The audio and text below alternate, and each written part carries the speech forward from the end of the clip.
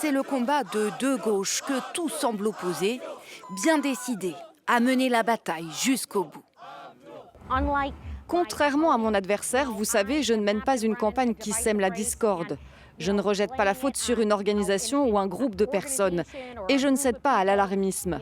Je parle de ce dont le Michigan a besoin en ce moment. D'un côté, Ali Stevens, 43 ans, issue de la branche centriste des démocrates, elle fait face à Abdul El Sayed, 41 ans, issu lui de l'aile gauche. Grand favori des sondages, il devance son adversaire de plus de 10 points. Nous verrons qui sera élu, mais si vous avez besoin de 70 millions de dollars pour vous faire élire, alors il faut se demander si vous êtes réellement susceptible d'être élu par vos propres moyens. Une référence directe aux sommes records qui ont afflué en faveur de sa rivale, versées en grande partie par des groupes pro-israéliens.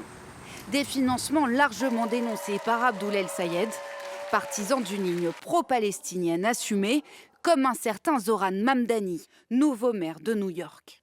Tous deux partagent aussi la même foi musulmane et la même agence de communication de campagne.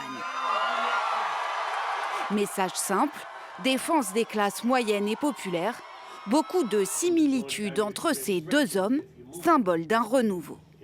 À Washington, on va y prêter attention. Si Abdul remporte ce siège au Sénat, cela provoquera une onde de choc dans tout le pays. Ce sera un rebondissement spectaculaire auquel énormément de cadres du parti ne s'attendaient pas.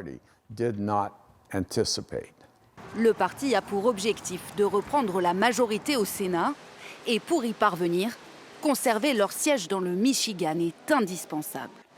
Le vainqueur dans cet État pivot, favorable de justesse à Donald Trump en 2024, affrontera en novembre prochain le républicain Mike Rogers.